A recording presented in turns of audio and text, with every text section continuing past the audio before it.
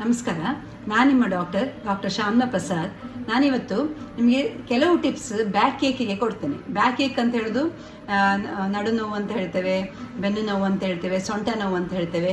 ಯಾವುದೇ ಥರದ ಅಪ್ಪರ್ ಮತ್ತು ಲೋವರ್ ಬ್ಯಾಕಿಗೆ ಪೇಯ್ನ್ ಬಂದಾಗ ಸಿಂಪಲ್ ಆಗಿ ಏನು ಟಿಪ್ಸ್ ಫಾಲೋ ಮಾಡ್ಬೋದು ಅಂತ ಹೇಳಿದರೆ, ಒಂದು ಫ್ಲ್ಯಾಟ್ ಸರ್ಫೇಸಲ್ಲಿ ಮಲ್ಕೊಳ್ಳಿ. ಅಂದರೆ ಬೆಡ್ ಇಡದೆ ಒಂದು ಚಾಪೆ ಅಥವಾ ಸ್ವಲ್ಪ ದಪ್ಪ ಕಂಬಳಿ ಇರುವಂಥದ್ದು ಹಾಕಿ ನೀವು ಮಲ್ಕೊಳ್ಬೇಕು. ಯಾಕಂದರೆ ಬೆಡ್ಡಲ್ಲಿ ಯಾವುದೇ ಸಾಫ್ಟ್ ಬೆಡ್ಡಲ್ಲಿ ಮಲಗಿದಷ್ಟು ಬೆನ್ನು ನೋವು ಜಾಸ್ತಿ ಆಗೋ ಸಂಭಾವನೆ ಇರ್ತದೆ. ಆದ ಕಾರಣ ಫ್ಲ್ಯಾಟ್ ಸರ್ಫೇಸ್ ನೆಲದಲ್ಲಿ ಯಾವುದಾರ ಒಂದು ದಪ್ಪವಾದ ಒಂದು ಚಾಪೆ ಹಾಕಿ ಮಲಗಿದರೆ ತುಂಬ ಒಳ್ಳೆಯದು.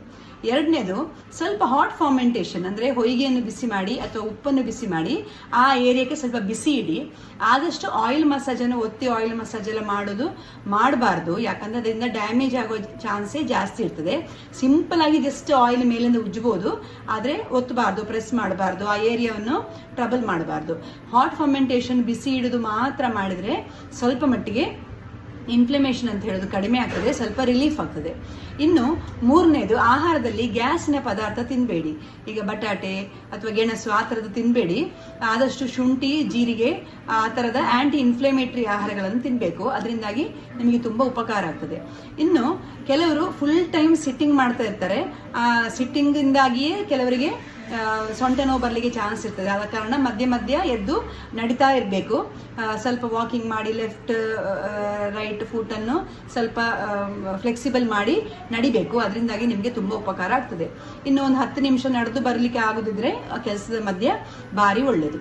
ಇನ್ನು ಬೇಬಿ ಪೋಸ್ ಅಂತ ಹೇಳ್ತೇವೆ. 2 ಕಾಲುಗಳನ್ನು ಮಡಚಿ ಚೆಸ್ಟಿಗೆ ಹಿಡಿಯೋದು, ಮಲ್ಕೊಂಡು 2 ಕಾಲನ್ನು ಮಡಚಿ ಚೆಸ್ಟಿಗೆ ಹಿಡಿಯೋದು ಬೇಬಿ ಪೋಸ್ ಅಂತ ಹೇಳ್ತೇವೆ.